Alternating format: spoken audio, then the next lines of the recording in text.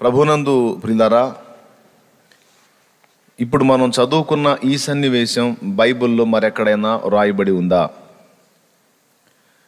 మనం చదువుకున్న ఈ సన్నివేశం బైబిల్లో మరెక్కడైనా రాయబడి ఉందా అంటే రాయబడి ఉంది. అచ్చంగా ఇలానే కాకపోయినా ఈ సందర్భం లేక ఈ సన్నివేశం అయితే రాయబడి ఉంది. అది మత్తయి సువార్తలో మనకి కనబడుతుంది. ఒకసారి తీయండి.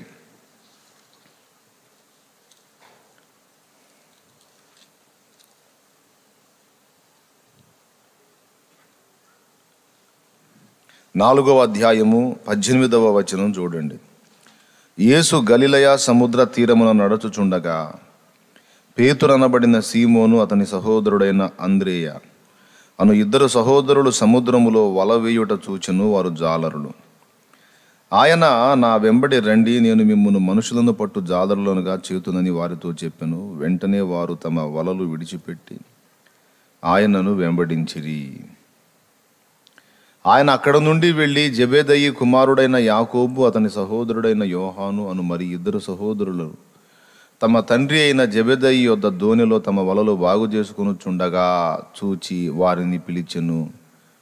వెంటనే వారు తమ దోణిను తమ తండ్రిని విడిచిపెట్టి ఆయనను వెంబడించిరి. ఒకసారి ఆలోచించండి. అక్కడేమో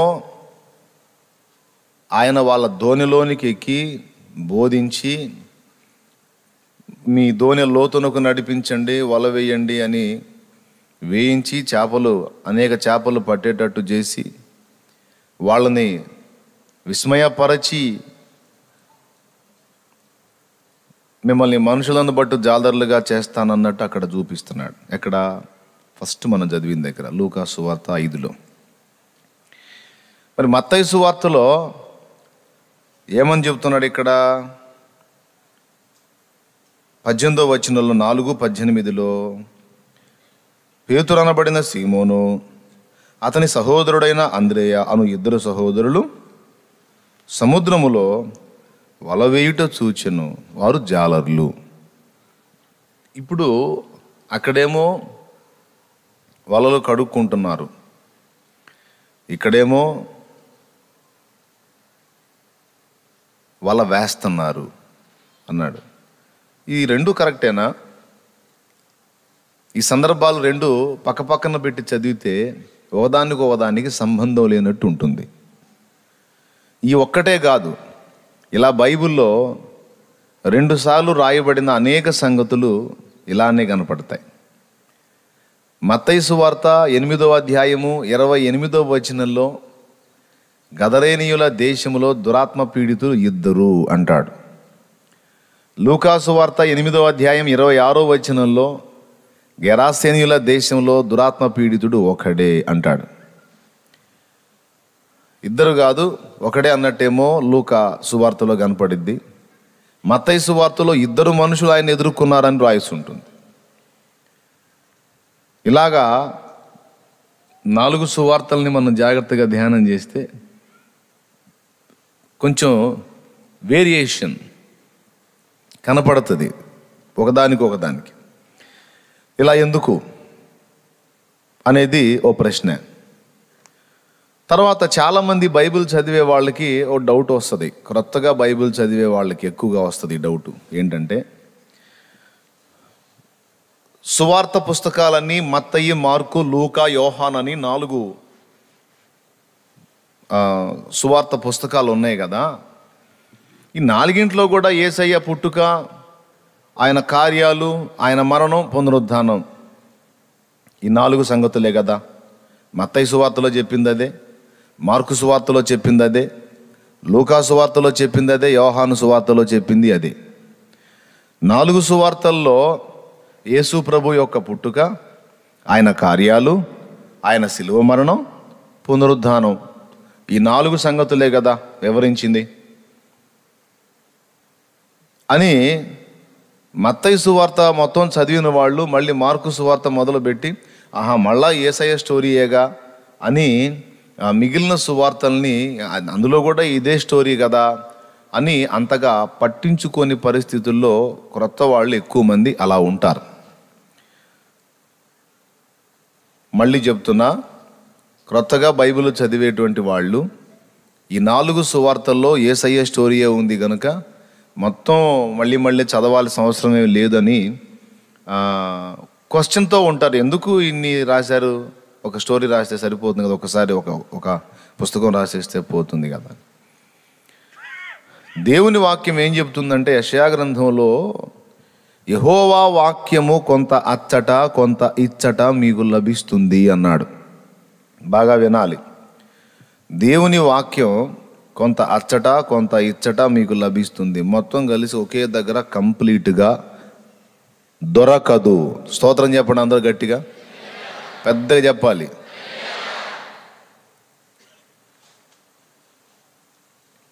జాగ్రత్తగా వినండి.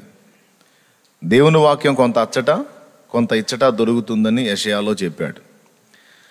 తర్వాత ఇప్పుడు మత్తయి రాసిందే మళ్ళా మార్కు రాసే అవసరం ఉంటే, అదే మార్కు చెప్పే పని అయితే మళ్ళీ మార్కు పుస్తకం రాయాల్సిన అవసరం లేదు. జర్నలిజంలో ఒక సంగతి ఉంది, లేదా రచనల్లో ఒక సంగతి ఉంది. ఏంటంటే, ఒక న్యూస్నే తీసుకుందాం. ఆంధ్రజ్యోతి వాడు పేపర్లో ఇచ్చిన న్యూసే డిటో ఈనాడులో రాదు. ఈనాడులో వచ్చింది డిటో వార్తలో రాదు. వార్తలో వచ్చింది డిటో సాక్షిలో రాదు. అవతల వాడు చెప్పిందే డిటో చెప్పే పని అయితే ఇంకా ఈ పేపర్ ఎందుకు, ఆల్రెడీ ఆ పేపర్ ఉంది కదా, అవునా? అయితే ఒక దానిలో చెప్పింది రెండో దానిలో ఇంకొంచెం వివరణాత్మకంగా దొరికిద్ది. ఇది ఈజీగా అర్థం కావటానికి చెప్తాను. ఒక భక్తుడు తను ఏదైతే మెయిన్గా చూపించాలనుకున్నాడో దాన్ని దృష్టిలో పెట్టుకొని మిగిలినవన్నీ కూడా సింప్లిఫై చేస్తాడన్నమాట. అంటే అంత విస్తరించి మాట్లాడాడు, టచ్ చేసుకుంటూ వెళ్ళిపోతాడు. తను మెయిన్గా ఏదైతే చూపించాలనుకున్నాడో దాన్ని మాత్రమే చూపించే దిశగా అడుగులేస్తాడు, మిగిలినవన్నీ కూడా తేలికగా చేసేస్తాడు. అది పరిశుద్ధాత్మ నడిపింపులోనే. మెయిన్గా ఏదైతే ఆయన ద్వారా దేవుడు మనకు చూపించాలనుకున్నాడో అది మాత్రం స్పెషల్గా కనపడింది, మిగిలినవన్నీ తేలిగ్గా దాటిపోతాయి. తర్వాత రెండవ భక్తుని ద్వారా ఆయన తేలిగ్గా దాటిపోయిన వాటిల్లో కూడా ఇంకొంచెం స్పష్టత ఇస్తాడన్నమాట. అట్లాగా 4 సువార్తలు ఖచ్చితంగా చదవాల్సిందే. ఎందుకంటే మత్తయిలో మిస్ అయింది నీకు మార్కులో దొరికిద్ది, మార్కులో మిస్ అయింది లూకాలో దొరికిద్ది, లూకాలో మిస్ అయింది యోహానులో దొరికిద్ది.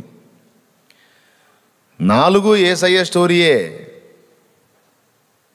అయినా ఒక దానిలో మిస్ అయినవి మరో దానిలో ఖచ్చితంగా మనకు దొరుకుతాయి. అందుకే 4 ఖచ్చితంగా చచ్చినట్టు చదవాల్సిందే.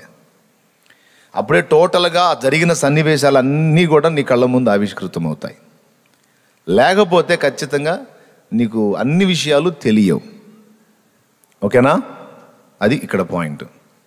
ఇక వార్త జర్నలిజంలో ఉన్న విషయం ఏంటంటే, ఒకడు రాసిందే మరొకడు రాస్తే ఇంకొక వాడు స్పెషల్ పేపర్, న్యూస్ పేపర్ అవసరంలా.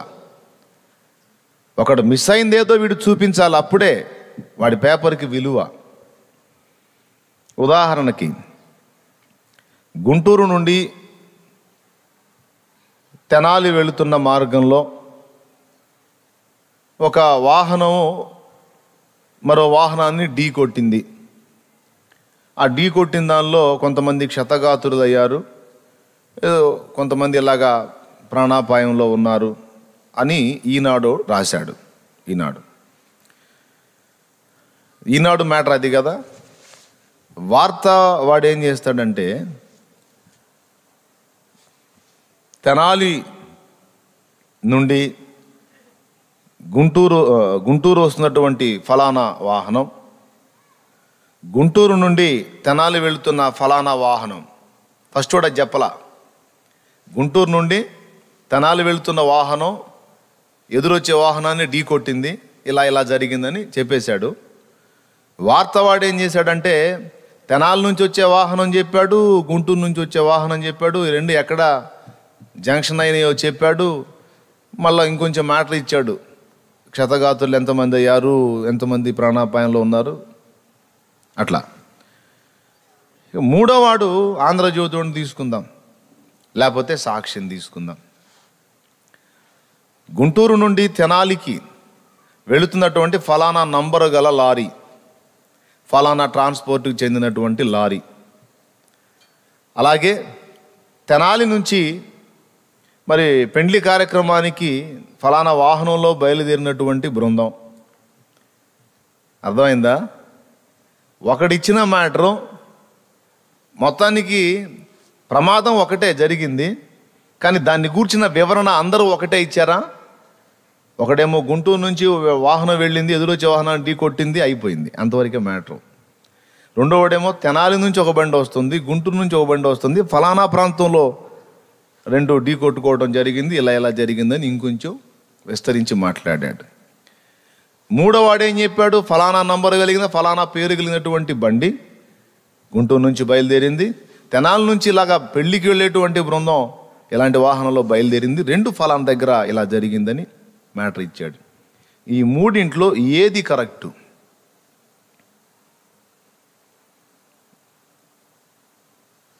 ఇక నాలుగో పేపరోడు ఆ దెబ్బలు తిన్నోళ్ళ పేర్లు, ఎంతమంది క్షతగాతులు అయ్యారు, ఎంతమందికి ప్రాణాపాయం అయింది, వాళ్ళందరి పేర్లు ఫోటోలు కూడా వేశాడు. ఇప్పుడు ఈ నాలుగింట్లో ఏది కరెక్టు చెప్పండి? నాలుగు కరెక్టే. అయితే మ్యాటర్ నీ ఒక్కదానిలో రాదు, అది విషయం. టోటల్గా ఏం జరిగింది, పోయిన వాళ్ళ పేర్లు గీర్లు మొత్తం తెలుసుకోవాలి, వాహనాలు తెలుసుకోవాలి, వాళ్ళు ఏ కార్యక్రమానికి వెళ్తున్నారో తెలుసుకోవాలంటే 4 సమకూర్చుకొని చదివితే కానీ టోటల్ మ్యాటర్ బయటికి రాదు.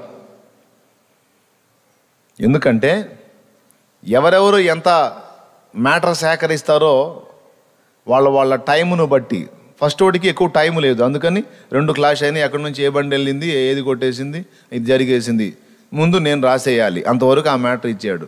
రెండో వాడు ఏం చేశాడు? ఇంకొంచెం ఇంకొంచెం 10 నిమిషాలు టైం ఎక్కువ తీసుకొని ఇంకొంచెం డీటెయిల్గా తెలుసుకొని రాశాడు. మూడో వాడు ఇంకొంచెం టైం తీసుకొని కొద్దిగా లేట్ అయితే ఇందులో మ్యాటర్ ఇద్దామని ఇంకొంచెం డీటెయిల్గా రాసుకున్నాడు. నాలుగో వాడు ఇంకా టైం తీసుకొని కొంతమంది వాళ్ళకి అనుచరులు ఉంటే వాళ్ళని హాస్పిటల్కి పంపించి వాళ్ళ ఫోటోలు సేకరించి వాళ్ళని కలుసుకొని సేకరించి ఇంకొంచెం టైం తీసుకొని వాడు ఇంకొంచెం డీటెయిల్డ్గా మ్యాటర్ ఇచ్చాడు. సో టోటల్గా 4 ఇచ్చింది కరెక్టే.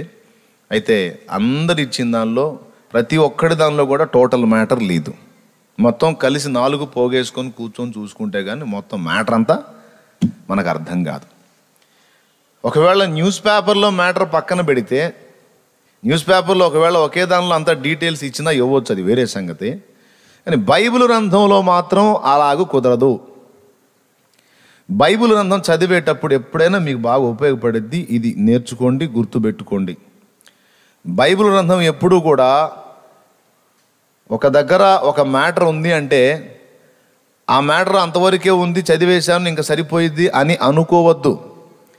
దానికి సంబంధించిన లింకు బైబిల్లోనే మరో చోట ఎక్కడో పెట్టుంటాడు.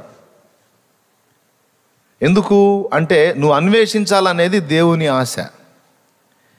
దేవుని వాక్యం మొత్తం ఒకే చోట దొరికేటట్టు దేవుడు చేయగలడు, కానీ అలాగూ చేయటం దేవునికి ఇష్టము లేదు. అలాగూ చేస్తే అన్యుడికి కూడా మ్యాటర్ అంతా అర్థమైపోయింది. కానీ దేవుని గ్రంథాన్ని ఇష్టంతో పరిశీలించి చదివి ధ్యానించి ఒకవేళ గ్రహింపు కలగకపోతే దేవుణ్ణి ఆశ్రయించి అడిగి ఆ లింకును కనుగొనాలనేది దేవుని చిత్తం. మనందరం కూడా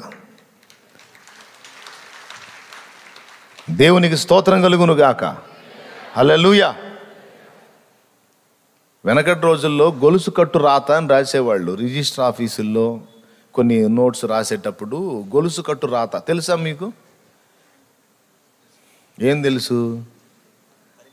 గొలుసు కట్టు రాత తెలుగే, ఇంగ్లీషు 3వ బడి ఉంటుంది, అట్టుంటుంది అన్నమాట రాత. పొరపాటును కూడా అర్థం కాదు, ఇంకొకటి చదవాలంటే రాసినోడే చదవాల. చదివించుకోవాలంటే సచ్చినట్టు మళ్ళీ రాసినోడి దగ్గరికే పోవాలి. ఎంత ముసలోడైనా సరే పోయి, అయ్యా ఇది తమ రైటింగే, అప్పుడెప్పుడో 20 ఏళ్ల కిందట రాశారండి, ఇప్పుడు చిన్న వివాదం వచ్చింది, ఒకసారి చదవండి అంటే నిన్ను నిన్ను అని చెప్పి మొదలుపెట్టి చదువుతాడన్నమాట. అదే పేపరు ఆడు ఈజీగా చదివేస్తాడు, ఇంకోవాడు తీసుకొని చుట్టు పీక్కుని వాడికి అర్థం కాదు. గొలుసు కట్టు రాతది. వాళ్ళ పనితనం అంతా అక్కడే ఉంటుంది. ఎంత అర్థం కాకుండా రాస్తే అంత గొప్పవాడు అన్నట్టు. అర్థమైందా? సరే, వాళ్ళ సంగతి పక్కన పెడితే బైబిల్ గ్రంథాన్ని రచింపచేసిన వాడు పరిశుద్ధాత్మ దేవుడు. ఒకవేళ వెనకటి వాళ్ళు రాసిన గొలుసు కట్టు రాత సైతం ఎవడన్నా కుస్తీ పట్టి అధ్యయనం చేసి చదివి చెప్తే చెప్తుండొచ్చు, కానీ గ్రంథాన్ని మాత్రం పరిశుద్ధాత్మ సహాయము లేకుండా చదివి అర్థం చేసుకొని బోధించడం సాధ్యము కాదు. ఒకవేళ మన తలకాయ జ్ఞానంతో చదివి బోధించటం మొదలు పెట్టామంటే దుర్బోధలు తయారవుతాయి. పరిశుద్ధాత్మ సహాయం లేకుండా బైబిల్ అర్థం కాదు. ఎందుకంటే రచయిత ఆయనే. ఆయన రాయించినటువంటి గ్రంథం మనకు అర్థం కావాలంటే ఆయన చెబితే తప్ప ఇక మనం గిలగిల తన్నుకు తెచ్చిన అర్థం కాదు. ఎందుకంటే సరుకంతా ఒక దగ్గరే పెట్టాల, కొంత అక్కడ, కొంత ఇక్కడ, కొంత అక్కడ, కొంత ఇక్కడ పెట్టాడు. అందుకని పరిశుద్ధ గ్రంథం అర్థం కావాలంటే కూడా ఖచ్చితంగా పరిశుద్ధాత్మదేవా నాకు సహాయం చేయయ్యా అని దేవుని ఆత్మ సహాయం కోరితే అప్పుడు ఆయన కళ్ళు తెరిస్తే అప్పుడు నీకు గ్రంథంలో ఎక్కడ ఏముందనే సంగతి స్పష్టంగా అర్థమైద్ది. ఆంధ్ర క్రైస్తవ కీర్తనల పుస్తకంలో బేతాళ జాన్ అనేటువంటి దైవజనుడు ఈ పాట రాశాడు. పరిశుద్ధాత్మయే లేనిది వేదాగమ పఠనముగాదది, వేదాగమ పఠనముగాదది. పరిశుద్ధాత్మయే లేనిది వేదాగమ పఠనముగాదది, వేదాగమ పఠనముగాదది. నెరచీకటింట సరకులు వెదకు రీతి పల్మరు వెదకినా నిరర్ధకమైపోవును వేగా. పరిశుద్ధాత్మను గోరుము జీవమాయేసు ప్రభుని పేరట వేడుము, జీవమాయేసు ప్రభుని పేరట వేడుము. మంచి మంచి వచనాలు ఉంటాయి అందులో. పరిశుద్ధాత్మయే లేనిది వర్షము లేని పైరు చందం వేయది. పరిశుద్ధాత్మ అభిషేకం లేని ఆత్మీయ జీవితం నీళ్లు లేని పైరులాగా ఎండిపోతుంది బాబు. ఎప్పటికప్పుడు పరిశుద్ధాత్మ శక్తిని కోరండి, ఆత్మ బలాన్ని కోరండి, ఆత్మ అధ్యక్షతను కోరండి, ఆత్మ నడిపింపును కోరండి, ఆత్మ ఉపదేశాన్ని కోరండి అని చెప్తాడు ఆ పాట మొత్తం. ఆంధ్ర క్రైస్తవ కీర్తనల పుస్తకంలో దొరుకుతుంది అది. ఇక్కడ చెప్తున్నాడు పరిశుద్ధాత్మ లేకపోతే వేద పఠనమే కాదన్నాడు. చీకటింట్లో సరుకులు వెతుక్కున్నట్టు ఉంటుంది. ఎక్కడ? చీకటింట్లో సరుకులు. కూర చేస్తుంది, అన్నీ తీసి ఒక్కొక్కటి అందులో వేయాలి. సడన్గా కరెంటు పోయింది, గిన్నెమో మాడిపోతుంది. ఇప్పుడు ఏం చేయాలా? ఈ అంతే తాలింపు గింజలు ఎక్కడ పెట్టి తెచ్చానో ఏమో అని తడులాడుకుంటూ తిప్పలు పడిద్ది. అవునా? ఏదో చిక్కింది, డబ్బా కదిలిచ్చింది, అందులో గింజలు కొంచెం శబ్దం, గింజలు ఉన్న శబ్దం వచ్చింది. ఇదేలే అని చెప్పి తీసుకొని మూత తీసి కొంచెం వేయబోయింది. ఈలోపు టపీమని కరెంట్ వచ్చింది. తీరా చూస్తే అవి ఆవాలు. అదే అలాగ వేసేసినట్టయితే ఆ కూర తినతాయేదో. ఆవాలు ఎక్కువైతే తినలేం, అవి కూడా గింజలే. అవునా? సప్పుడు వస్తుంది. అలా వేయబోయింది. వేయబోయేటప్పుడు కరెక్ట్గా అది తీసి వేయబోయేటప్పుడు లైట్ వచ్చింది. చూస్తే ఆవాలు. అరే ఇది ఈ తాలింపు గింజల దగ్గర చూస్తే అక్కడే ఉంది, పక్కనే ఉంది, చేతి పక్కనే ఉంది డబ్బా, కానీ కనపడలా. అవునా? చీకటింట్లో సరుకులు వెతుక్కున్నట్టు అక్కడే ఉంది, కానీ వెలుగు లేనందున కనబడలా. అలాగే వాక్యం కూడా ఒక చోట ప్రశ్న పుడితే దానికి సమాధానం కూడా దేవుని గ్రంథములోనే ఉంటుంది. కాకపోతే పరిశుద్ధాత్మ వెలుగు నీ మీద ప్రకాశించి నీ కళ్ళను వెలిగించకపోతే లేఖనాల్లో ఉన్న ఆ సంగతి నీకు కనబడదు. అర్థమైందా? అందుకే భక్తుడు దావీదు అడిగాడు, నీ ధర్మశాస్త్రమునందు ఆశ్చర్యకరమైన సంగతులు చూచున్నట్లు నా కళ్ళు, నా కన్నులు ఏమన్నాడు? బాగుగా తెరువు నాయన, నా కన్నులు వెలిగించు, నా కళ్ళు వెలిగించు ప్రభువా, లేకపోతే నేను చూడలేనయ్యా. అందరికీ ఈ మాట అర్థమైందని అనుకుంటాను. బైబిల్ గ్రంథం ఏదో సోషల్ నవల్ లాగా, న్యూస్ పేపర్ లాగా చదివితే ఈజీగా మ్యాటర్ అర్థమైపోవటానికి అలాగ వ్రాయబడలా.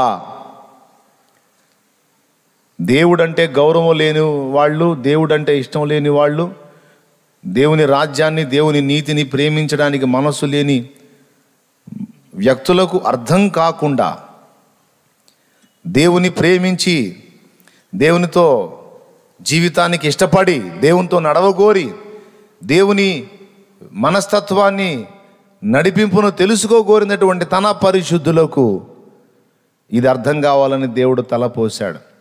అన్యుడికి అర్థం కాదు, నీకు అర్థమవుతుంది. ఎందుకు ప్రభువా? వాడికి ఎందుకు అర్థం కాదంటే వాడు పరిశుద్ధాత్మను పొందలేదు. మరి నాకెందుకు అర్థమైంది ప్రభు అంటే, నీలో నా ఆత్మ నుంచి ఉన్నాను, ఆయనే నీకు దీన్ని అర్థమయ్యేటట్టు చేస్తాడు. తాళం నీకు ఇచ్చాను, వానికి ఇవ్వలేదు, అందుకే వానికి అర్థం కాదు. కాబట్టి గ్రంథాన్ని మనం చదివేటప్పుడు ఇలాగ చదువుకోవాలి, పరిశుద్ధాత్మ సహాయాన్ని కోరాలి. కాబట్టి 4 సువార్తలు ఎందుకు రాయబడ్డాయి అంటే అనవసరంగా కాదు.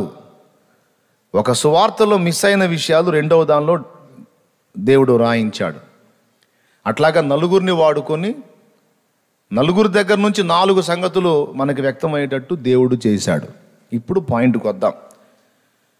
ఇక్కడే మనకి ఎక్కువ టైం తీసుకుంటుంది, మళ్ళీ ఇంకా ఎక్కువ వివరంలోకి వెళ్ళిపోతే. కాబట్టి ఇక పక్కన పెట్టేసి పాయింట్కి వద్దాం. మత్తయి సువార్తలో వారు వలలు వేయుచుండిరి అన్నాడు. లూకా సువార్తలోనేమో వలలు కడుగు కొనుచుండిరి అన్నాడు.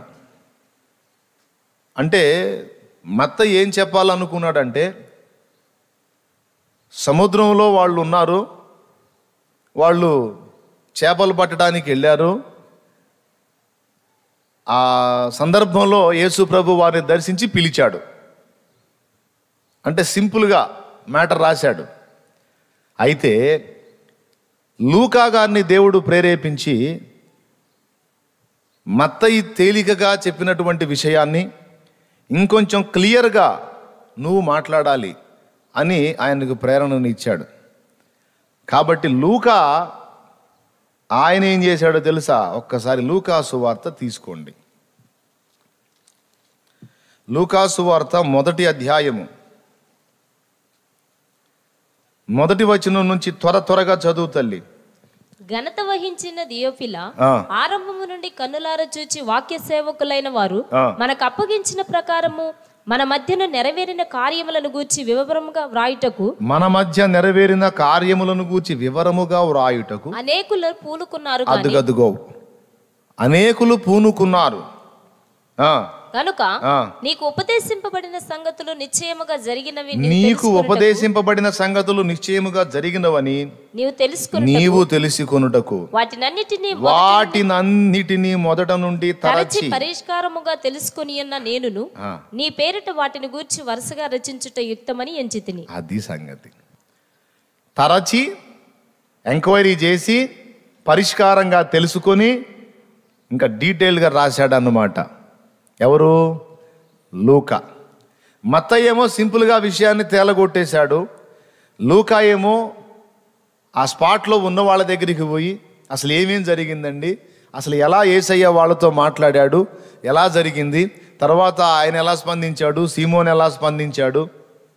సీమోను యేసయ్య మోకాళ్ళు ఎదుట సాగిలపడి, ప్రభువా నేను పాపాత్ముడు, నన్ను విడిచి పొమ్ము అన్న మాట మనకు లూకాలోనే కనపడిద్ది. మత్తయి రాయలా దాన్ని.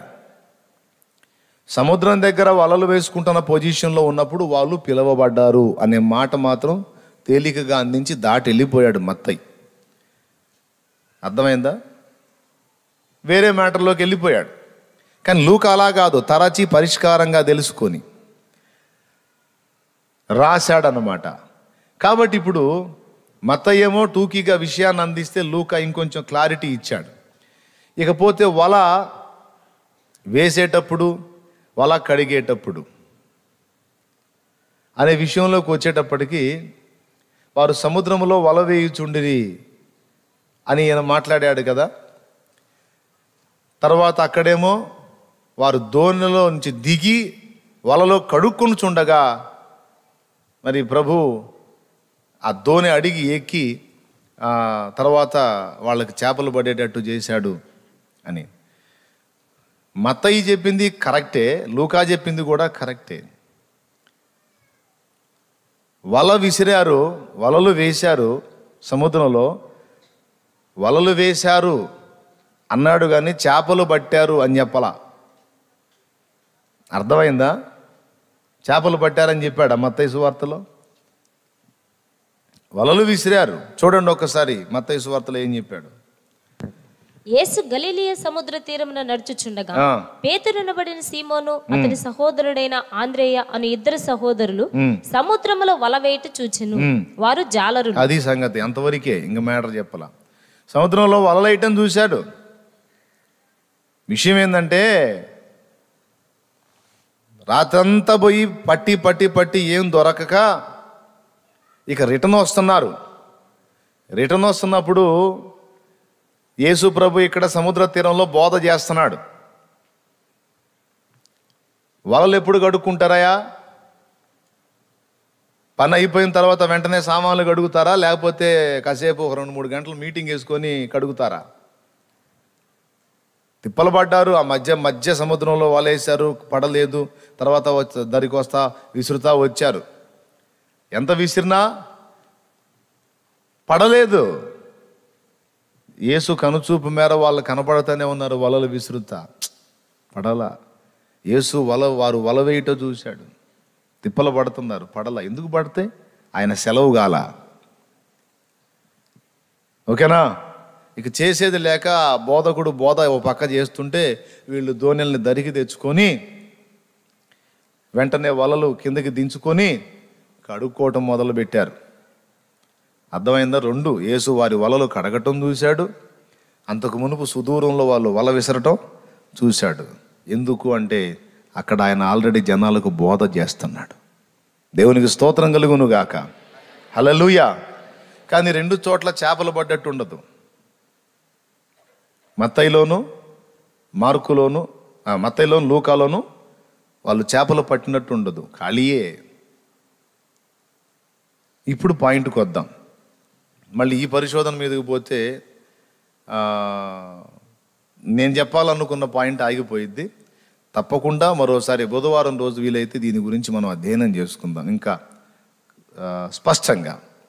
మెట్టుకైతే ఒకటి నిజం, 2 స్థలాల్లో చేపలు పడ్డట్టు ఉండదు. సరే, ఇక పాయింట్కి వస్తున్నాను, జాగ్రత్తగా వినండి. యేసు ప్రభు వారు ఈ జన సమూహం ఇంకా ఎక్కువ అవుతున్నారు, ఎక్కువై ఆయన మీద పడుతున్నప్పుడు ఆయన సీమోను దోణి చూశాడు. అయ్యా కొంచెం దీనిలో ఎక్కి నిలబడతాను, నా మీద పడుతున్నారు, ఎక్కనిస్తావా అని అడిగాడంట. అయ్యో ప్రభువా ఏమైంది, ఎక్కండి, రబ్బీ కదా, బోధకుడు కదా, ఎక్కండి అని అవకాశం ఇచ్చాడు. ఎక్కాడు. ఎక్కి దోణిలో నిలబడి కొంచెం లోతుకు నడిపించయ్యా అన్నాడు. కొంచెం నీళ్ళల్లోకి నెట్టిన తర్వాత ఇక జనం నీళ్ళల్లోకి రాలేరుగా, అందుకని ఇక వాళ్ళు అక్కడ ఒడ్డునే ఆగిపోతే ఈయన దోణిని కొంచెం నీళ్ళలోకి నెట్టించి అందులో నిలబడి వాళ్ళకు బోధ చేశాడు. అర్థమైందా? బోధ అయిపోయింది, జనాలు వెళ్ళిపోయారు. ఇక బోండి అన్నాడు, పోయారు. పోయిన తరువాత వీళ్ళ 2 దోణిలు ఖాళీగా ఉన్నాయి. సరే, సీమోనుదైన దోణె, ఆ దోణిలోనే కదా ఎక్కాడు. నువ్వు కొంచెం ముందుకు పోని, కొంచెం లోతుకు పోనిచ్చి వల వేయమన్నాడు. మరి దోణిని వాడుకున్నాడు కదా, ఖాళీగా వదిలిపెట్టి వెళ్తే పద్ధతి కాదు కదా. ఏదైనా నా కొరకు ఉపయోగపడిందంటే ఆ వ్యక్తికి నేను మేలు చేయాలి. యేసయ్య మనసది. కాబట్టి నాకు మరి ఉపకరించింది కనుక ఈ దోణెను నేను నింపుతా అనుకున్నాడు. ఏమో మొత్తానికి దోణె లోతులకు పోని అన్నాడు. కొంచెం మొదలు పెట్టాడు లోతుకు తీసుకెళ్ళటం. ఎవరు? సీమోన్. కొంచెం వెళ్ళిన తర్వాత వల వేయమన్నాడు. అప్పుడు సీమోనుకి ఆశ్చర్యం కలిగింది. ఎందుకంటే ఈ బోధకుడికి చెక్క పని తెలుసు, నాకు చేపలు పట్టడం తెలుసు, కానీ నాకు చెక్క పని తెలీదు. ఎందుకంటే చిన్ననాటి నుంచి నాకు అది నేను నేర్చుకున్నవాడిని కాదు. అలాగే బోధకుడు చేపలు పట్టడం తెలియదు, ఎందుకంటే చిన్ననాటి నుంచి ఆయన అది నేర్చుకున్నవాడు కాదు. చేపలు ఎక్కడ ఉంటాయో, ఏ లోతులో ఉంటాయో నాకు తెలుసు, కానీ ఈయనకేం తెలుసు అనుకున్నాడో ఏమో మనసులో. ఏమన్నాడు తెలుసా? వెంటనే, ప్రభువా, మేము రాత్రంతయు సముద్రములో, చదువు తల్లి, సీమోను ఏలినవాడా, రాత్రంతయు మేము ప్రయాసపడితిమి గాని మాకేమీ దొరకలేదు. అయినను నీ మాట చొప్పున వలలు వేతమని ఆయనతో చెప్పెను. చేపలు ఎక్కడెక్కడ పడతాయో ఆ ప్లేసులు మాకు తెలుసు. ఆ ప్రదేశాల్లోకి వెళ్ళి సైతం మేము వలేసాం, కానీ ఏమీ పడలేదు. ఏం చేద్దాం? కానీ నువ్వు అన్నావు చూడు, నీ మాట చొప్పున వల వేతునని వల విసిరాడు. చేపలు విస్తారంగా పడ్డాయి. ఇక అసలు ఎన్ని వాళ్ళ వల విసురుతూ ఉంటే విస్తారంగా చేపలు పడుతున్నాయి, నింపుతున్నారు. వలలు పిగిలిపోయే పరిస్థితి వచ్చేసింది. ఏందిరా, ఇందులో ఉన్న చేపలన్నీ ఎడకే వచ్చినాయింది అన్నంతగా విభ్రాంతికి గురయ్యారు వాళ్ళు.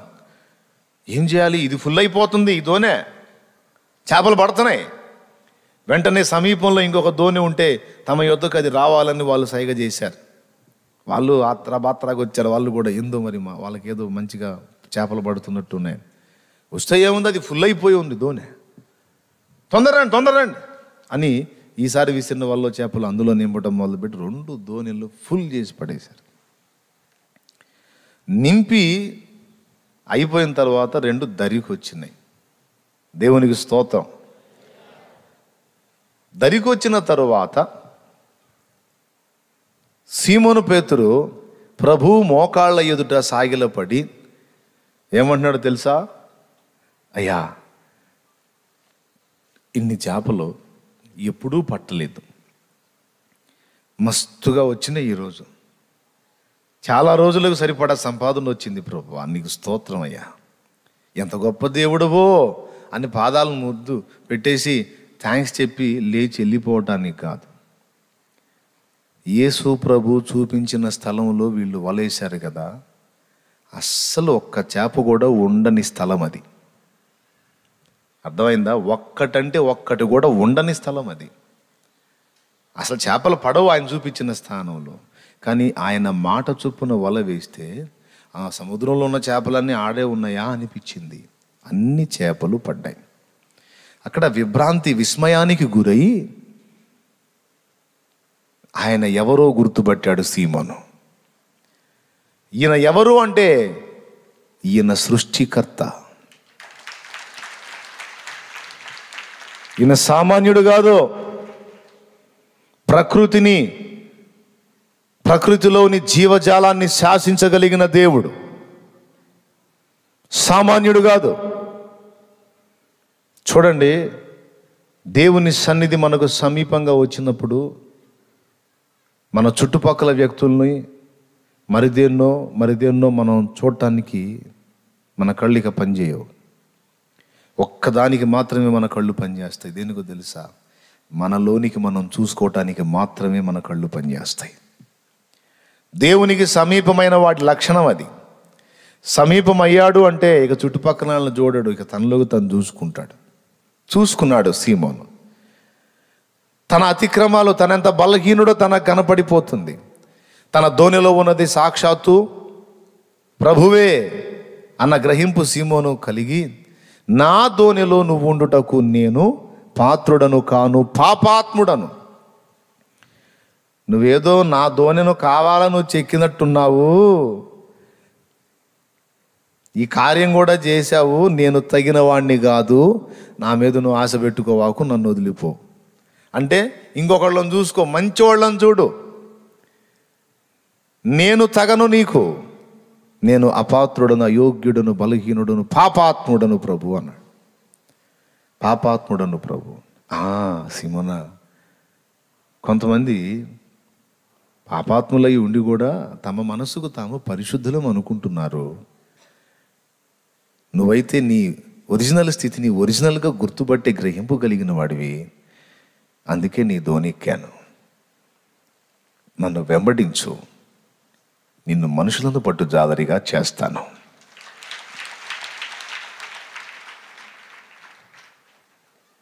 ఈ మాట మత్తయి చెప్పాడు, నన్ను వెంబడించండి, మిమ్మల్ని మనుషులను పట్టు జాదలుగా చేస్తాను అన్నాడని.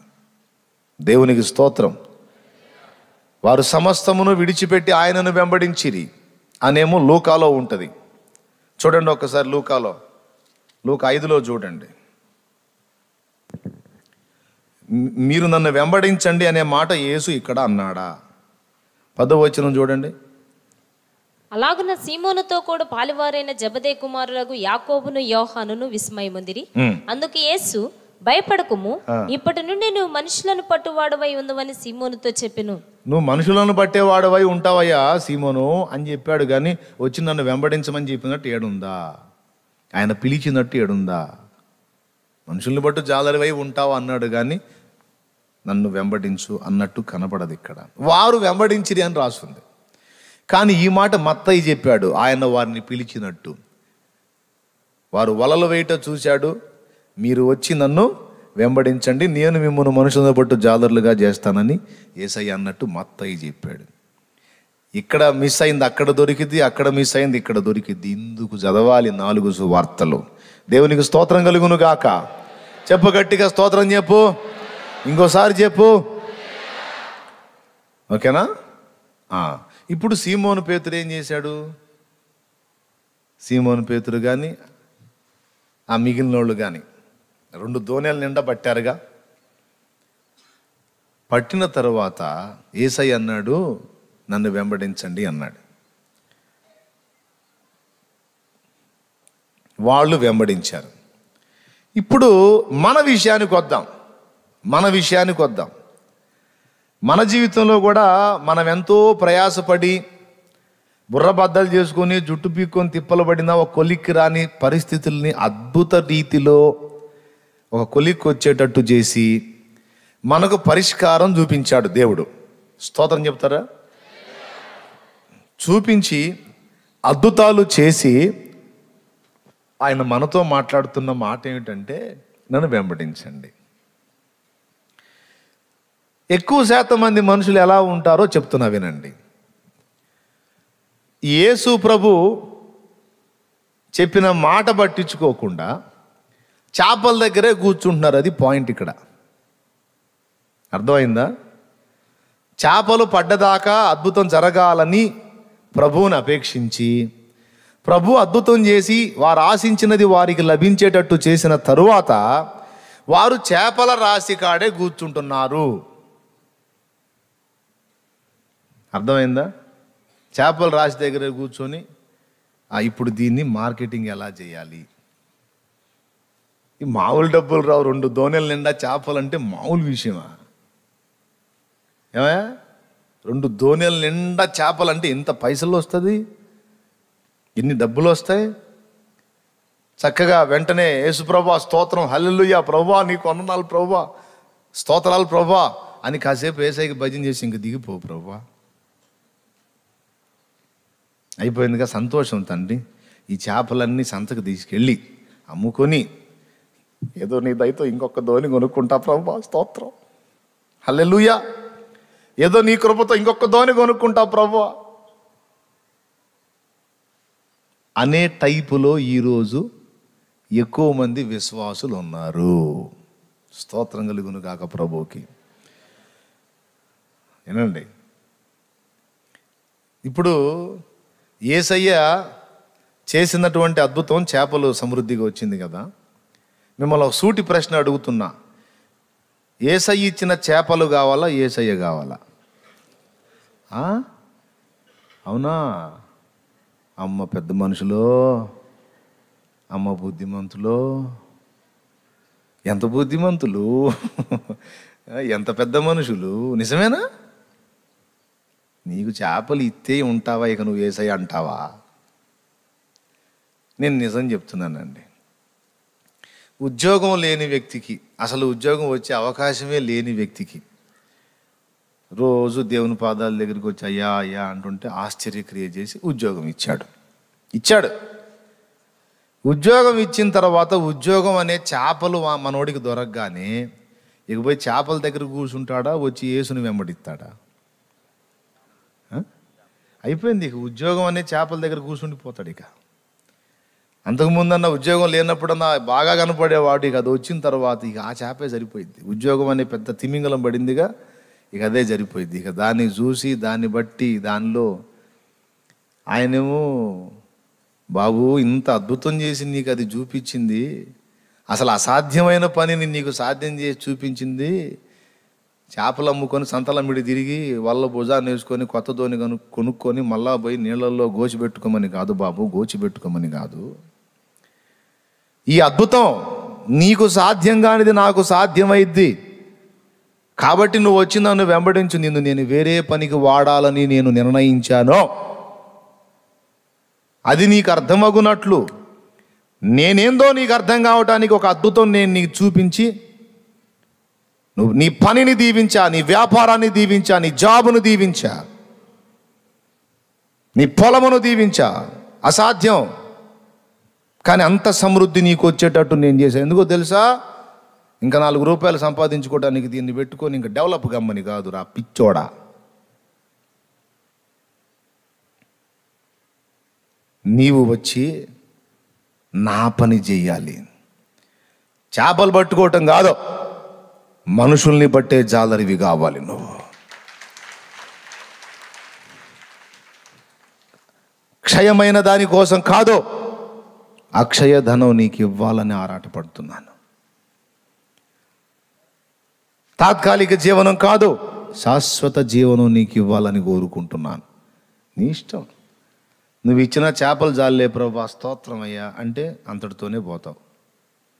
లేదు ప్రభువా, లేదు లేదు లేదు, అద్భుతకరుడు ఆశ్చర్యకరుడు, నీ పాదాలు చాలు నాకు, నిన్ను వదలనయ్యా అని నీవు నన్ను వెంబడించినట్లయితే అప్పుడు నువ్వు మనుషుల్ని బట్టే జాలరి అవుతావు అని దేవుడు మాట్లాడుతున్నాడు. నాయనా, మరి ఎవరున్నారో ఇక్కడ, ఎవరు ప్రార్థన చేశారో, ఎవరు ఈ లైవ్లో ఉన్నారో, ఎవరు ఇక్కడ స్త్రీలలో ఉన్నారో పురుషులో నాకు తెలియదు. మనందరం దేవుని పాదాలు పట్టుకుని అడిగాం, దేవుడు సహాయం చేసి మనతో మాట్లాడుతున్నాడు అంతే. పరిశుద్ధాత్మ దేవుడు. ఇందులో నేను వేస్టేజ్ ఏమీ మాట్లాడలా. బాగా గుర్తించాలి మీరు దేవుని స్వరాన్ని. రెండవది, కొంతమందికి వివాహం కాలేదంటే వివాహం అయ్యి భర్త అనే చేప ఎంటర్ అవుతుంది, లేదా భార్య అనే చేప ఎంటర్ అవుతుంది. ఈ చేప ఎంటర్ కాగానే ఇక మనోడు దేవునికి దూరం అయిపోతాడు. మరీ కొంతమంది అయితే అన్య చేపను చేసుకొని, ఏం చేపని? అన్య చేపను చేసుకొని ఈ అన్య చేపతో అతుక్కుపోయి అసలు పూర్తిగా యేసయ్యనే విసర్జించే పరిస్థితికి వచ్చిన భ్రష్టులు లేకపోలేదు. ఈ అన్య చేప ఆ వ్యక్తి జీవితంలోకి రాకముందు, అమ్మాయి కావచ్చు అబ్బాయి కావచ్చు, ఈ అన్య చేప అంటే అర్థమైందా? మరీ ఆలస్యం అయిపోతుందని అన్యుడైనా పర్వాలేదులే ఎవరో ఒకళ్ళని రాజీ పడిపోయి పెళ్లి చేసేసుకుంటారు కదా. ఆ వ్యక్తి జీవితంలోకి ఎంటర్ అయిన తర్వాత అంతకుముందు కొద్ది గొప్ప ఉన్న భక్తి, యేసయ్య మీద ప్రేమ, విశ్వాసం, రక్షణ మొత్తాన్ని బ్రేక్ చేసి పడేసి, రా నాతో పాటు ఇంకో దానికి పద అని తీసుకెళ్తే, మీ ఆనందమే నా ఆనందం అండి, ఎన్నో రోజుల నుంచి తపస్సు చేసి కట్టుకున్నాను తమరిని. ఈ అన్య చేప, ఇదేం చేప? మన చేప కాదు, ఇది అన్య చేప. ఈ అన్య చేపకి అంకితం అయిపోయి జీవజల ఊట అయిన యేసుని విసర్జించి వెళ్ళిపోతుంది ఈ పిచ్చి చేప.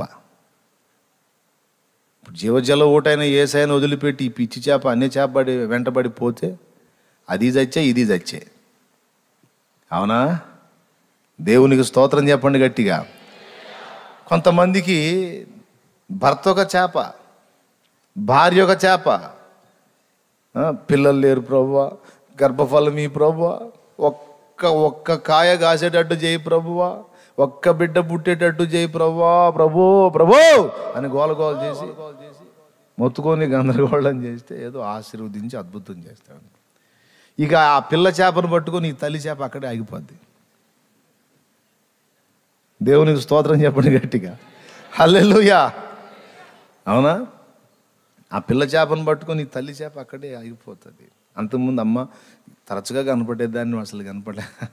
పిల్లవాడు రానియట్లేదు అన్నయ్య, పిల్లలతో కుదరట్లేదు అన్నయ్య, అసలు ఏడిపిస్తున్నారు అన్నయ్య.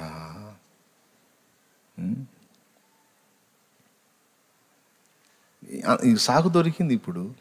ఇక ఆ చేపను చూసుకొని సంబరపడటం జరిగిపోయింది. మనం దేవుణ్ణి వెంబడించాలి. ఆ అద్భుతం అసలు డాక్టర్లు నీకు సర్టిఫికేట్ ఇచ్చారు, అసలు పిల్లలు పుట్టే ఛాన్సే లేదని. అయినా నువ్వు ఏడిసి మొత్తుకొని గందరగోళం చేస్తున్నావని ప్రేమతో నీకు బిడ్డని ఇచ్చాడు ఆయన. ఈ అద్భుతం చూసైనా నువ్వు నాకు దగ్గరవమ్మా, నాలో ఎదుగు తల్లి, అనేకులకు దీవెనకరంగా ఆత్మీయ సంతానాన్ని కనే తల్లిగా నువ్వు మారమ్మా అని ఏదో నీ ఏడుపు చూడలేక భౌతిక సంతానం ఇస్తే ఆ సంతానం చూసుకొని దైవ సేవను పక్కన పెట్టి, దేవుని సన్నిధిని పక్కన పెట్టి, అందులోనే మునిగి తేలి ఆ పిల్ల చేపను చూసుకొని ఈ కొంతమంది ఆ చేప వెంట పడ్డారు. భర్త చేప వెంట కొంతమంది, భార్య కొంగు, ఏమంటే భార్య చేప కొంగు పట్టుకొని ఒక్కొక్కడు డబ్బులు, ఉద్యోగం, పని, అసలేం పని దొరకట్లేదన్నా, అసలేం పని దొరకలేదు. దేవుడు ఆశీర్వదించి పని ఇస్తాడు. పని ఇచ్చేదాకా వీడికి కనపడ్డాక అసలు ఎక్కడో కనపడతాడు. అన్నా బాగున్నా ఆమె చూసి వచ్చానన్నా. ఏం తమ్ముడు అసలు కనపడలేదన్నా, ఎక్కడ కూర్చుందన్నా, ఏసై మామూలుగా దీవించలేదన్నా, అందుకని ఫుల్గా చేపలు అమ్ముకుంటున్నానన్నా. 2 తోనెల నిండా ఇచ్చాడన్న చేపలో, అసలు మామూలు కార్యం కాదన్నా. నేను మనసులో ఓరిని అని అనుకొని మనసులో అనుకోవాలనిపిస్తుంది కానీ అనుకోకూడదు కదా, అందుకని అనుకోలే. దేవుడు ఇంత కార్యం చేస్తే దేవునికి ఇంకా దగ్గర అవ్వాలా, లేకపోతే దేవునికి దూరం అయిపోవాలా? అద్భుతం చేసింది ఎందుకు? ఇంకా సమీపంగా అమ్మని. కానీ ఏం చేస్తున్నాడు? దూరం అయిపోతూ ఉన్నాడు. అనుకోలేండి, భయపడవాకండి. దినాలు తద్దినాలు మనవి కాదు, మన జ్ఞాపకార్థాలు కదా. స్తోత్రం, హల్లెలూయా. కొంతమంది మనస్తత్వాలు చెప్తున్నానండి నేను. దేవుని కార్యం చూసినప్పుడు, దేవుని క్రియలు, దేవుని అద్భుతాలు స్పష్టంగా మనం ఎదుర్కొన్నప్పుడు, చూసినప్పుడు మనం గుర్తించాల్సింది ఏంటంటే, ఈ కార్యం వచ్చేసి దేవుడు నాతో ఏం మాట్లాడుతున్నాడు అంటే, నన్ను వెంబడించు, నిన్ను. ఈ అద్భుతం చూసి నేనేంటో నువ్వు అర్థం చేసుకుంటే, అసలు ఏమీ ఉండని స్థలంలో నుంచి ఇన్నిటిని నేను ఇవ్వగలిగినప్పుడు, నీకు ఏమీ లేకపోయినా నేను నిన్ను బతికించగలను, పోషించగలను. నువ్వు దాని గురించి చింతపడవాకు, నా నీతిని, రాజ్యమును గురించి ఆలోచించు. ఇది పాఠం. ప్రభువు స్తోత్రం చెప్దామా గట్టిగా? ఇప్పుడు ఇక సీమోన్ దగ్గరకు వద్దాం. సింపుల్గా ముగించుకుందాం, ఎక్కువ మ్యాటర్ అవసరం లేదు. సీమోన్ దగ్గరకు వద్దాం. ఇప్పుడు మనలో కొంతమంది ఆలోచించినట్టు, దేవుడు అనుగ్రహించి అద్భుతం చేసి పనిస్తే, పనికి అతుక్కుపోయి పని అనే చేపను పట్టుకొని, ఏమండి వివాహం జరగలేదు అంటే వివాహం చేసేస్తే భార్య అనే చేపను, భర్త అనే చేపను, పిల్లలు అనే చేప, ఇట్లా ఉద్యోగం, అట్లాగా అంతా దానిలో ఫిక్స్ అయిపోయి దేవుని చిత్తానికి దూరం అయిపోయి అది నెరవేర్చని స్థితిలో ఉన్న వాళ్ళని గురించి పోల్చి చెప్తున్నాను, వినండి. ఇది సీమోను పేతురుని ఉదాహరణకు మనం తీసుకుందాం. ఇప్పుడు మనాళ్ళు స్పందించినట్టే సీమోను పేతురు కూడా స్పందించాడు అనుకుందాం. ప్రభువా నీకు స్తోత్రం అయ్యా, 2 దోణులు ఇచ్చావయ్యా, వందనాలు ప్రభువా అని ప్రభువుని వెంబడించటం పట్టించుకోకుండా ఈ చేపలను తీసుకెళ్ళి మార్కెటింగ్ చేసుకొని అయిపోయిన తర్వాత వచ్చిన డబ్బులతో ఇంకో దోణి కొనుక్కొని, ఇంకా కాసిన వలలు కొనుక్కొని, కొంతమంది సభ్యుల్ని చేర్చుకొని మూడోది స్టార్ట్ చేయొచ్చు. లేదా తనకు ఒకటే ఉంటే రెండోది స్టార్ట్ చేయొచ్చు. ఏమి ఆంధ్రయ్య చేయొచ్చు, సీమోన్ చేయొచ్చు, జబెదయి కుమారులు కూడా చేయొచ్చు. ఎందుకంటే సమృద్ధి వచ్చింది. ఇప్పుడు వాళ్ళందరినీ పక్కన పెట్టి సీమోను సంగతి ఆలోచిద్దాం. సీమోనుకు ప్రభువుని వెంబడించటం కాకుండా ప్రభువు ఇచ్చిన చేపల మీదనే మనసు పెట్టి చేపలుగాను అమ్ముకొని చేపల క్రమంలో ఉన్నట్టయితే, శృంగారమును దేవాలయం దగ్గర పుట్టుకుంటేన మనుషునికి చిల్లరేసేవాడు కానీ కాళ్ళు ఇచ్చేవాడు కాదు. చేపల వ్యాపారం చేసేవాడి దగ్గర ఏముంటుంది? దైవశక్తి ఉంటుందా లేకపోతే పైసలు ఉంటాయా? చెప్పండి బాబు. ఏమేసేవాడు? అడుక్కొని జీవించేవాడిని జీవితం అలానే ఉంచేవాడు. కానీ అంత సమృద్ధి వచ్చినా దాన్ని పక్కన పెట్టేసి దాన్ని ఇచ్చిన దేవుని వెంబడించినందున ఆ శృంగారమును దేవాలయం దగ్గర పుట్టినది మొదలుకొని కుంటివాడైన మనుషుని దగ్గరికి వెళ్ళి ఏమన్నాడో తెలుసా? వెండి బంగారములు నా దగ్గర లేవు అన్నాడు. వెండి బంగారములు నా దగ్గర లేవు. ఆనాడు 2 దోణెల నిండా చేపలు ఇచ్చినప్పుడు కానీ నేను అందులోకి వెళ్ళిపోయినట్టయితే, అబ్బాయే నాకు వెండి బంగారాలు ఉండేవి, డబ్బు ఉండేది. ఏం చేద్దాం? అవన్నీ అక్కడే వదిలేసి నేను యేసును వెంబడించాను. ఇప్పుడు నా దగ్గర ఆ యేసు తప్ప ఇంకా ఏమీ లేదు. వెండి లేదు, బంగారం లేదు, ధనము లేదు. నేను కలిగి ఉన్నది ఒక్క యేసునేనయ్యా, ఆయనే నా ఆస్తి. కాబట్టి నువ్వేదో నేను ఇస్తానని నా జేబుకెళ్ళి చూస్తున్నావు. నువ్వు అందులో ఏముండదు, ఒట్టి జేబే. అలా ఆశ్చర్యం. వారి యొద్ద ఏమైనా దొరుకునని అతడు వారి యందు లక్ష్యం ఉంచెను అంటది అపోస్తలుల కార్యం 3వ అధ్యాయం నుంచి, మొదటి నుంచి చూస్తే. పేతురు ఏమన్నాడు? వెండి బంగారములు నా యొద్ద లేవు, కానీ నేను కలిగి ఉన్న యేసు నామములో, నజరేయుడు యేసు నామములో లే. ఇప్పుడు చెప్పండి, భిక్షగాడికి చిల్లరేయటం గొప్పతనమా? అసలు ఎప్పటికీ వాడు భిక్షాటన చేయకుండా వాడిని బాగు చేయటం గొప్పతనమా? పెద్దగా చెప్పండి. నాటి సేవకి నేటి సేవకి తేడా చెప్పనా? ఆనాటి సేవకి ఈనాటి సేవకి. ఆనాటి సేవలో డబ్బు లేదు, కానీ దైవ శక్తి ఉంది. ఈనాటి సేవలో డబ్బు రకరకాల కోణాల్లో వచ్చే అవకాశం ఉంది. ఈనాడు శక్తి లేదు. మళ్ళీ చెప్తున్నా, ఆనాడు సేవలో డబ్బు లేదు, దైవ శక్తి మీదనే ప్రయాణం చేసింది. ఈనాటి సేవలో డబ్బు పుష్కలంగా ఉంది కాబట్టే శక్తి నిర్వీర్యమైపోయింది, శక్తి పనిచేయటంలా. చాలామంది వెంపర్లాడతారు, పైసే హోనా, దేవా నన్ను దీవించు, పైసలు సమృద్ధిగా నేను డబ్బులు పెట్టి ఇలా చేయాలి, అలా చేయాలి, అది చేయాలి, ఇది చేయాలి. బాబు, నువ్వు సేవలోకి వచ్చి కూడా డబ్బు కొరకు వెంపర్లాడుతున్నావు, తపన పడుతున్నావు అంటే పిచ్చోడా, నువ్వు ఇంకా చేపల దోణి దగ్గరే ఉన్నావురా నాయన. చేపల దోణి దగ్గరే ఉన్నావు నువ్వు. ఇంకా సేవకు వచ్చి కూడా చేపల దగ్గరే కూర్చున్నావు నువ్వు.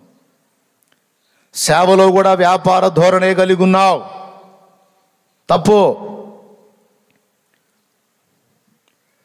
నువ్వు అడగాల్సింది పైసలు కాదు, ప్రభువునే, ప్రభువు శక్తిని. వెండి బంగారాలు నా దగ్గర లేవు అన్నాడు. అవి ఉంచుకొని అబద్ధం చెప్పాడా? పెద్దగా చెప్పండి. వెండి, అప్పుడు వెండి నాణ్యాలు కదా, రూపాయలు, వెండి రూకలు కదా. పాప ఆ రూకలు కూడా లేవు పేతురు దగ్గర. ఎంత దారుణమో చూడండి. అంటే అసలు చిల్లర కూడా, భిక్షగాడికి వేయటానికి చిల్లర కూడా లేని స్థితిలో సీమోను పేతురు ఉన్నాడు. అర్థమవుతుందా? భిక్షగాడికి 100 రూపాయలు ఎత్తామా లేదా 10,000 ఎత్తామా? చిల్లర. కానీ భిక్షగాడికి చిల్లర వేయటానికి ఆ చిల్లర కూడా లేదు పేతురు దగ్గర.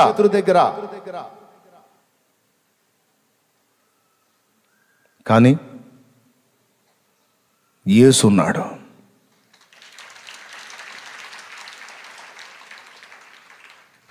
చిల్లర లేకపోతేనే యేసు ఉంటే చాలు, ఏదైనా వచ్చేస్తుంది. అందుకే అది గుర్తించి యేసు చాలనుకున్నాడు. అలా కాకుండా చేపలు అమ్ముకొని వ్యాపారం కానీ చేసుకున్నట్టయితే వాడికి వెండేంది బంగారమే వేసేవాడు. అవసరమైతే వాడికి ఒక వీల్ చైర్ కొని పెట్టేవాడు. ఒక ఫోటో తీపిచ్చి వీల్ చైర్ కొని పెట్టేవాడు. ఏమండి, వికలాంగులకు వీల్ చైర్స్ దానం అని చైర్ మీద వికలాంగుల్ని కూర్చోబెట్టి వాళ్ళకి చెయ్యి ఇచ్చి ఒక ఫోటో దిగి ఒక పోజ్ పెట్టి, అవునా, అది చేసేవాడు. దోర్కా చనిపోయినప్పుడు సమాధి పెట్టి ఇచ్చేవాడేమో, సమాధి పెట్టే శాంక్షన్ చేసేవాడేమో. చేపల వ్యాపారం చేస్తే ఈ చేపల్ని పక్కన పెట్టి యేసును కలిగి ఉన్నందున దోర్కా లే అని చచ్చిపోయిన దాన్ని లేపి వాళ్ళకి అందించాడు. ఏం చేద్దాం, బేదోడండి, యేసు తప్ప ఏమీ లేదు పేతురు దగ్గర. మరి ఏం చేద్దాం? కోట్ల రూపాయలు డబ్బున్నోడిని లేపమను చచ్చిపోయినోడిని. ఏమయ్యా, పైసలు ఉన్నోడు లేపలేడు, ప్రభువుని కలిగి ఉన్నోడు లేపుతాడు. అవసరమైతే, ప్రభు చిత్తమైతే, ప్రభు సెలవైతే లేపుతాడు. ఏమంటారు? ఏం మాట్లాడరు? అంతేనా? ఇంకేమన్నా ఉందా?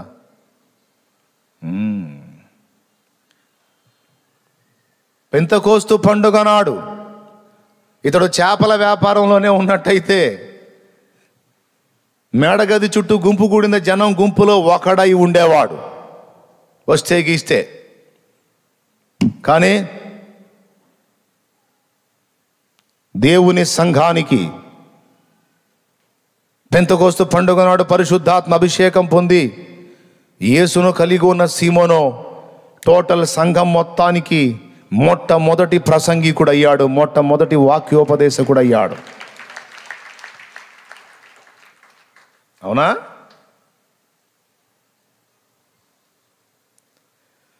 జైల్లో పడ్డప్పుడు ఒకవేళ చేపల వ్యాపారంలో పైసలు కానీ సంపాదించి ఉంటే పోలీసు వాళ్ళకు డబ్బులు కట్టి బయటకు వచ్చేవాడు. తీసుకెళ్ళి లోపల వేశారు కదా అపోస్తల కార్యం 12లో. మీకేం తెలుసులే, తెలుసా మీకు? ఎక్కడేశారు జైల్లో పేతుర్ని? అపోస్తల కార్యం 12వ అధ్యాయంలో రాయబడి ఉంటుంది ఆ మ్యాటర్. జైల్లో పడ్డప్పుడు పైసలు కట్టుకొని బయటకు వచ్చేవాడు. యేసును కలిగి ఉన్నందున దూత చేత బయటికి తీసుకురాబడ్డాడు. హల్లెలూయా. ఒకవేళ చేపల వ్యాపారం చేసుకున్న పరిస్థితుల్లో ఉన్నట్టయితే ఆయన రోడ్డు మీద పోతా వస్తా ఉన్నప్పుడు మంచి వ్యాపారస్తుడు అండి, చేపలు బాగా బట్టి మంచి వ్యాపారస్తుడు అనేవాడేమో ఎవడన్నా ఎదురుపడి చేపల గురించి సలహాలు అడిగేవాళ్ళేమో. కానీ జేబులో చిల్లి గవ్వలేని సీమోను రోడ్డు మీద నడుచుకుంటూ వెళుతుంటే, అమ్మో సీమోను గారు వస్తున్నాడు, సీమోను గారు వస్తున్నాడు, అయ్యో వస్తున్నాడు వస్తున్నాడు వస్తున్నాడు, త్వరగా పడ. ఏంటిది? రోగగ్రస్తుల మంచాలు అల్లంత దూరంలో నుంచి వస్తూ ఉండగానే ఆ రోగుల మంచాలు వరుసగా తీసుకొచ్చి రోడ్డుకి ఆ ప్రక్క ఈ ప్రక్క మధ్యలో నడుచుకుంటూ పోయేవాడు. ఎవరిని పట్టించుకునేవాడు కాదు. వాళ్ళు కూడా ఆపేవాళ్ళు కాదు, వాళ్ళు చాలా తెలివైన వాళ్ళు. అయ్యో అయ్యో అయ్యో అయ్యో కథ ప్రార్థన చేయ అనరో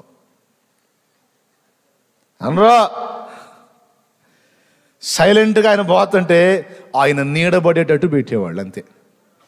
ఆ నీడ ఎప్పుడైతే ఆ రోగుల మీద పడిద్దో ఆ నీడ టచ్ అయితే చాలు అళ్ళేసి కూర్చునేవాడు. ఏదబ్బా ఎట్లా ఉంది నీకు? బ్రహ్మాండంగా ఇప్పుడు చాలా బాగున్నాను నేను, తగ్గిపోయింది నాకు అనుకుంటూ లేచి గంతులు వేసేవాళ్ళు. వాళ్ళని చూసేవాడు కూడా కాదు. అదే చేపల వ్యాపారంలో ఉంటే ఎవడన్నా ఒక్కడు పట్టించుకుంటాడా? బజార్లో పట్టించుకుంటాడా? ఎవరికేం పని? చాలామంది తిరుగుతారు, డబ్బున్నోళ్ళు డబ్బు లేనోళ్ళు రోడ్ల మీద. అందరినీ మనిషిని మనం పట్టించుకుంటామా? లేకపోతే అమ్మో ఆయన వస్తున్నాడు నేను హడావడి చేస్తామా? స్తోత్రం. మరి సీమోను వస్తుంటే ఎక్కడన్నా బాగా రాజకీయవేత్తలు వచ్చినప్పుడు, బాగా ధనవంతులు విలాసవంతమైన వ్యక్తులు వచ్చినప్పుడు ఏమంటే నీరాజనాలు బట్టి వాళ్ళు అవసరమైతే డబ్బులు ఇచ్చి చేయించుకుంటారు కొంతమంది భజన. వాళ్ళ రాక కోసం ఎదురు చూస్తారు. ఎందుకంటే ఒట్టికి కాదు, రాజకీయవేత్తలు వస్తే వాళ్ళకి ఏదో వీళ్ళ గోడు చెప్పుకుంటే ఏదన్నా సహాయం చేస్తారేమో అన్న ఆశతో, ధనవంతులు వస్తే వాళ్ళకి నీరాజనాలు ఎందుకు పడతారంటే వాళ్ళ దగ్గర ఏదైనా పొందుకుందామన్న ఆశతో. మరి సీమోన్ దగ్గర ఏముందండి?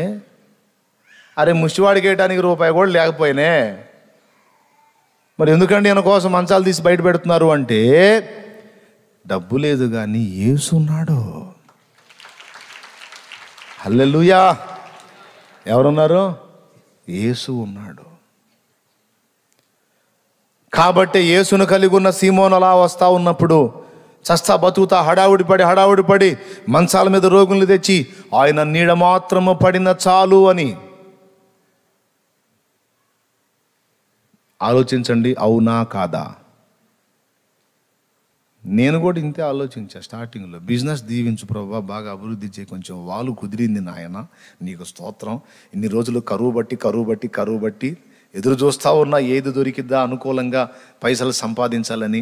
ఇప్పుడు ఒక బిజినెస్ ఇచ్చావు ప్రభువా, స్తోత్రం. దీన్ని ఆశీర్వదించి అభివృద్ధి చేస్తున్నావు, వందనాలయ్యా. ఇంకా దీవించు ప్రభువా. పెద్ద మిషన్లు తీసుకొచ్చి పెట్టి ఇంకా హడావుడి చేస్తా ప్రభువా, అవసరమైతే పాస్టర్లకు హెల్ప్ చేస్తా ప్రభువా. ఏది? దేవుణ్ణి ఓదార్చడం అన్నమాట. నీ సేవకులకు సాయం చేస్తా ప్రభువా, స్తోత్రం.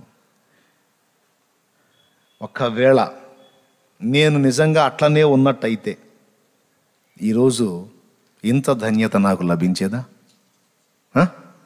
అందుకే టోటల్గా చెప్పేది ఏంటంటే, చేపల వ్యవహారం మానుకోండి, ఓకేనా? ఏంటిది? స్ట్రైట్గా చెప్తున్నా. ఇక ఎందుకు మరి ఇక మనకు మొహమాటం లేకుండా చూడు. ఈ చేపలు అమ్ముకునే వారం, చేపల వ్యాపారం అంటే మనోళ్ళు ఎవరైనా చేపల బిజినెస్ ఉంటే అన్న నేను మానేమంటే, చేపలు అంటే ఆ చేపలు కాదు. చేపల వ్యాపారం అంటే ఇప్పుడు ఎవరితో నువ్వు వ్యవహరిస్తూ దేవుణ్ణి పక్కన పెట్టావో, దేని పిచ్చిలో పడి దేవుని సన్నిధిని, దేవుని పనిని, దేవుని పరిచర్యని, దేవుని చిత్తం నెరవేర్చడాన్ని, యేసును కలిగి ఉండుట అనే అంశాన్ని పక్కన పెట్టావో, ఏ చేపలు నీ చేత అది పక్కన పెట్టించినాయో చూసుకొని ఆ చేపల్ని, దోణిని, వలల్ని అక్కడే వదిలిపెట్టి నువ్వు యేసుని వెంబడించు. హల్లెలూయా, హల్లెలూయా. అంటే ఏందన్నా మొత్తం వదిలేసి ఇప్పుడు సేవకు రమ్మంటావా? మొత్తం వదిలేసి నీతో తిరగమంటావా? ఏందన్నా అసలు అంటే చెప్తున్నా వినండి. అన్నీ వదిలేసి రమ్మని చెప్పట్లేదు, కానీ కష్టపడాలి, కుటుంబాన్ని బతికించుకోవాలి, పోషించుకోవాలి. అంతవరకే నీ హృదయం, నీ మైండ్, నీ ఆలోచన, నీ తలంపులు, నీ సమస్తం.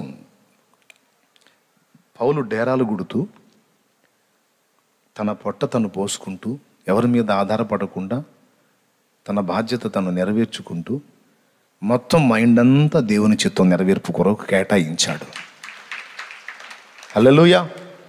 ఒకవేళ నిన్ను పేతురులాగా దేవుడు పిలిచి పదే నీతో మాట్లాడి నువ్వు అవన్నీ వదిలేసి వచ్చేయ్, నేను నిన్ను బతికించుకుంటా, నా సన్నిధిని కనిపెట్టు, నన్ను వెంబడించా, నిన్ను పిలిస్తే పేతురులాగా నువ్వు రావాల్సిందే, రావాలి. లేకపోతే చాలా నష్టపోతావు. లైవ్లో ఉన్నవాళ్ళు ఎవరో ఉండొచ్చు, మీకు కూడా చెప్తున్నాను.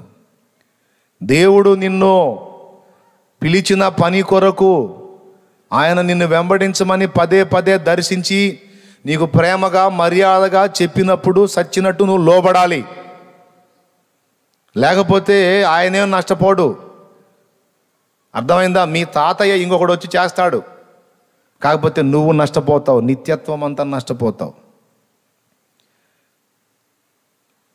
కాబట్టి చిల్లర కోసం ఆశించొద్దు, శాశ్వతమైన అక్షయమైన ఆశీర్వాదం కొరకు పరితపించు. దానికోసం దేవుడు నిన్ను పిలిస్తే, వాళ్ళు జీవనోపాధి కదా, వలలు, దోనె, చేపలంటే తీసేయండి అంటే ఎప్పటికి కూడా వాటి వైపు చూడకుండా వదిలేశారు. ఆయన పిలుస్తున్నాడు, మరి వెంబడించమంటున్నాడు. అంత పిలిచినోడు, ఇంత అద్భుతం చేసినోడు బతికించలేడా నన్ను? ఆయనే చూసుకుంటాడు, నేను ఆయన చిత్తం చేయాలి. హల్లెలూయా. లోబడాలా లేదా? లోబడితే మహిమ, తిరస్కరిస్తే చిల్లర మిగిలిద్ది కానీ ఇంకేం మిగలదు. చెప్పండి, చిల్లర కావాలా దేవుడు కావాలా? చేపలు కావాలా మహిమ కావాలా? మహిమ కావాలంటే మరి చిల్లరను పట్టించుకోకూడదు. చర్చిలో చందా వేయటానికి కూడా పైసా ఉండకపోవచ్చు, భిక్షగాడికి వేయటానికి కూడా 10 రూపాయలు ఉండకపోవచ్చు. ఏసు ఉంటాడు అంటే ఏందన్నా ఇంకేం ఉండదన్నా? ఏమో ఆయన చిత్తమైతే నువ్వు పట్టజాలనంత విస్తారంగా కూడా ఇచ్చి నీ చేత ఇప్పించవచ్చు, నీ మీద ఆ ప్రణాళిక ఉంటే. విస్తారంగా ఇచ్చి కూడా నీ చేత ఇప్పించవచ్చు. నా చేత జయించాడు, దేవునికి మహిమ. హల్లెలూయా. లాక్డౌన్లో అనేక మందిని ప్రేరేపించి నాకు పంపేటట్టు చేశాడు, నేను అనేకులకు పంచేటట్టు చేశాడు. ఏదైనా చేస్తాడండి, ఆయనకి సాధ్యం. లేకపోతే మా తాతయ్య దాచిపెట్టింది ఏమన్నా ఉందా? 70 టన్నుల రైసు మనం పంచామంటే మరి ఏ మా తాతయ్య దాచిపెట్టాడు? దాచిపెట్టాడా? ఏమి లేదు. మరి ఎలా జరిగింది? ఒక పక్క నుంచి ఇప్పించాడు, మరో పక్క నుంచి ప్రజలకు పంచిపెట్టమని చెప్పాడు. నీ కోరిక ఉంది కదరా ఇవ్వాలని, ఆత్మ సంబంధమైన మేలే కాదు భౌతికంగా కూడా సహాయం చేయాలని ఉంది కదయ్యా, చెయ్యిరా. నీ ఆశ తీర్చుకో, మంచిదేగా. ఇవ్వటం నాకు ఇష్టం, కానీ నువ్వు ఆశపడ్డావు కదా, నీ కడుపు కోసం ఆలోచించలేదు కదా, 10 మంది కోసం ఆలోచించావు కదా, నాకు ఇష్టం అది, పో ఇస్తా పో. అది కూడా నేను ఎందులో ఉంటే ఇచ్చాడు? నేను చేపల వ్యాపారం దగ్గర ఉండి ప్రభువా ఈ ప్రభు అంటే ఏయ్యా, నేను చేపల దగ్గర కూర్చొని అట్ట ఆశిస్తే ఇస్తాడా? కాదు కాదు కాదు. టోటల్గా మ్యాటర్ మీకు ఎంతమందికి అర్థమైందండి? కొంతమంది చేతులు ఎత్తలా, పాపం ఇక్కడ లేరేమో. ఉన్నారమ్మా? మాస్కులు తగిలించుకొని ఉన్నారు, నవ్వుతున్నారు, ఏడుతున్నారు, ఏం అర్థం కావట్లేదు. సరే పర్లేదులే, అందరికి అర్థమైనట్టే దాదాపు. కాబట్టి ఇక ఎవరికి వాళ్ళు ఆలోచించుకోండి, నిర్ణయాలు చేసుకోండి. యేసును కలిగి ఉన్నవాడు ఈ లోక సంబంధంగా ఏది కలిగి లేకపోయినా బీదవాడు కాదు, శ్రీమంతుడు. శ్రీమంతుడు.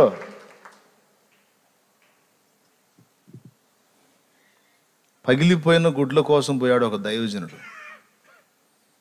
పగిలిపోయిన గుడ్లు షాపుకి వెళ్ళి, మామూలు గుడ్డు అయితే పావలా, మామూలు గుడ్డు పావలా. ఈ పగిలిపోయిన గుడ్లు అయితే 15 పైసలకి అట్లా నెరలు కొడతాయి కదా. ఆ గుడ్లు అయితే కొన్ని ఖరాబ్ అవుతాయి, కొన్ని బాగుంటాయి. కాబట్టి బాగున్నాయి వండుకొని తింటారు, ఖరాబ్ అయిపోయి పడేసుకుంటారు, 15 పైసలకి ఇస్తారన్నమాట. కోడిగుడ్డుకు పావలా పెట్టలేక 15 పైసలు గుడ్డు తెచ్చుకొని తినేవాళ్ళంట. తినాలి మరి, రోజు ఆహారం అవసరం కదా ఏదో ఒకటి. వేరే కూరలు చేయడానికి పైసలు లేవు, డబ్బులు బాగా తక్కువ ఉన్నప్పుడు సింపుల్గా అయిపోయే కూర ఏదైనా ఉంటే కోడిగుడ్డు కూరే. మళ్ళీ మటన్ తిన్న ఫీలింగ్ కూడా ఉంటుంది మనకి. దేవునికి స్తోత్రం, హల్లెలూయా. అంతే కదా, సింపుల్గా. ఆడవాళ్ళు అలిగిపోయినప్పుడు మగవాడికి వచ్చిన ఒకే ఒక వంటకం కోడిగుడ్డు కూర. ఎందుకంటే నేను చేశాను కాబట్టి. అంటే మా ఆవిడ అలిగిపోలేదులే, ఆ బాధలు లేవు దేవుడి దయ వల్ల నాకు. కానీ పాపం ఆమె ఒక్కోసారి ఎప్పుడన్నా ఆమె వెళ్ళినప్పుడు, లేకపోతే ఆమెకి అనుకూలంగా లేనప్పుడు, లేకపోతే ఒక్కోసారి నాకే మనసు కలిగినప్పుడు నేను కూడా వంట చేయగలను. ఏడిచావు బోడి, నువ్వు వండేది ఏంటి, నేను కూడా వండగలనని బిల్డప్ ఇచ్చి నేను పోయి చేసే వంట ఏమన్నా ఉందంటే కోడిగుడ్డు కూర. ఏముంది, ఉల్లిపాయలు కోయటం, అందులో వేయటం, కొంచెం నూనె పోయటం, గుడ్డు పగలు కొట్టడం, పోయటం, సప తిప్పటం అయిపోయింది. కరేపాకుంటే అందులో వేసేయటం, కాసేపు దాన్ని ఉడకబెట్టడం, దించటం, అన్నం వేసుకోవటం, తినటం, సింపుల్. అది కోడిగుడ్డు కూర. అందుకే ఏం చేద్దాం మరి, ఇక వేరే దానికి లేదు పైసలు. అందుకని 15 పైసలు గుడ్డులు, పగిలిపోయిన గుడ్లు. పాపం ఒకరోజు ఆయన పోయేసరికి ఈయనకెప్పుడు ఆ పగిలిపోయిన గుడ్లు ఇచ్చి ఆయన లేడంట. ఆయన భార్య ఉంది. పోయి అమ్మ గుడ్లు కావాలన్నాడంట. మంచి మంచి గుడ్లు అన్నీ ఏరి చూపిస్తాను. ఇవి కాదమ్మా, ఆయన లేడా అన్నాడంట. ఆయన లేడు, గుడ్లు అడిగావు, ఇగో గుడ్లు. అవి కాదమ్మా, కాస్త డ్యామేజీ గుడ్లు ఉంటాయి కదా, అవి 15 పైసలకి ఇస్తాడులేమ్మా, ఆ డ్యామేజీ గుడ్లు కోసం అన్నాడు. ఆహా, నువ్వేనా, మా కుక్క కడుపు కొడుతుంది అందట. మా కుక్క కడుపు కొడుతుంది, నువ్వేనా? ఎంత అవమానం చూడండి, అది బాధ కలిగింది కదా. అంటే ఏంది, డ్యామేజీ గుడ్లు మేము మా కుక్కకి పెడతాం, నువ్వు వాటిని తీసుకొని పోతున్నావు కొనుక్కొని. అంటే మా కుక్క తినేది నువ్వు తింటున్నావు. మంచి మనసాక్షి గల్లోడి గుండె పెద్ద గాయం, అది గొప్ప అవమానం. అది కుక్కతో పోల్చింది కదా. పర్లేదులేమ్మా, నేను మళ్ళీ వస్తానని వెళ్ళిపోయాడు పాపం. కన్నీళ్ళు పెట్టుకుని, పక్కకి వెళ్ళి కన్నీళ్ళు పెట్టుకుని వెళ్ళిపోయాడు. బా, ఇంద్రయ్య అవమాన స్తోత్రం నాయనా అనుకొని. అలాంటి మనిషిని దేవుడు గుర్తించి, నీవు నా సొత్తు, నా సంతానం, నా కుమారుడా, నువ్వు బీదవాడివేంది, నువ్వు దరిద్రుడివేంది, శ్రీమంతుణ్ణి నేనే నీ సొంతమయ్యాను, చింతపడదో, లక్షల మందికి నీ చేత ఆహారం పెట్టిస్తాను నేను అన్నాడు. పెట్టించి చూపించాడు కూడా. స్తోత్రం, హల్లెలూయా. లక్షల మంది కడుపులు నింపేటట్టు చేస్తాను నీ చేత. వందలాది మంది నీ దగ్గర పోషింపబడేటట్టు చేస్తా. నీ బల్ల దగ్గర కూర్చొని వందలాది మంది తినేటట్టు చేస్తాను. భయపడవాకు, బాధపడవాకు. హల్లెలూయా. నా జీవితంలో కూడా చేశాడు ఇలాంటి కార్యాలు దేవుడు. అందుకే చెప్తున్నాను, మనకెవరు ముఖ్యం? యేసు ఇచ్చిన చేపలు ఇచ్చిన యేసా. చెప్పండి మరి, ఎందుకండి చేపలు కత్తుకుపోయారు చాలామంది?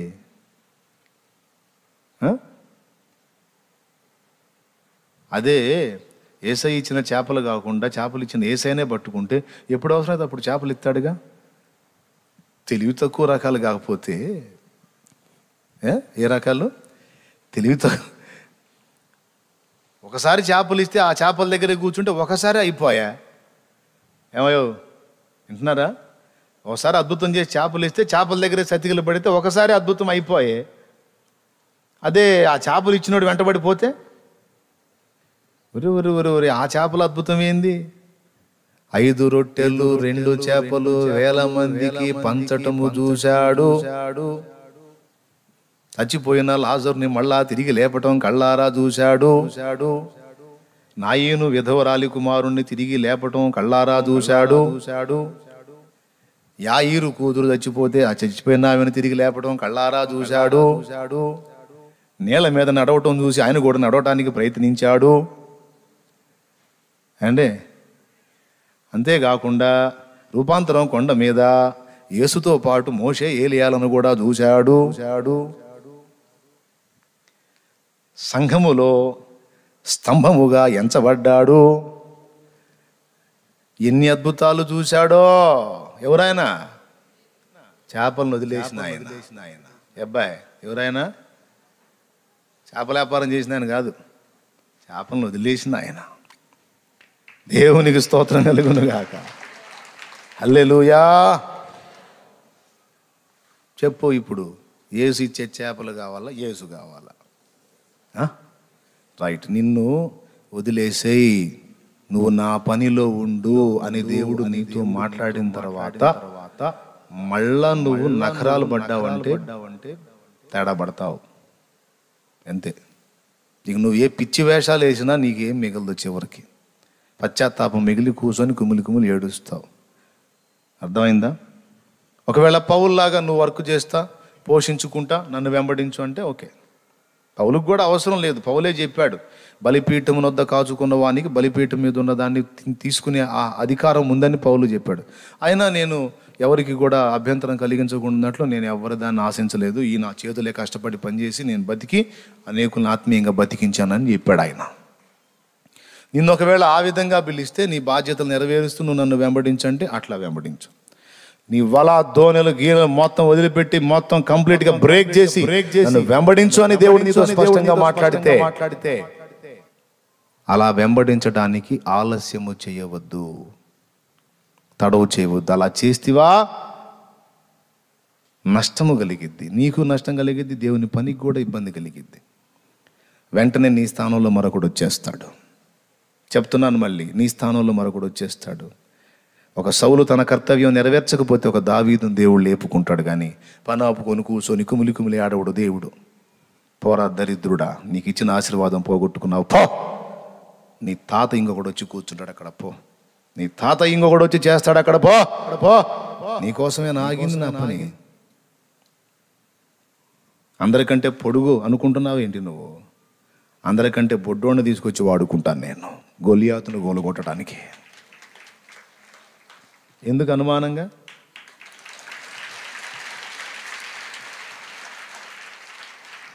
అందరికాడికి పొడుగోడికి నువ్వు దద్దమ్మవయ్యావు, అందరికాడికి చిన్నోడిని తీసుకొచ్చి గొలియాతును కూలగొడతా నేను. నా సంగతి తెలియదు నీకంటాడు దేవుడు.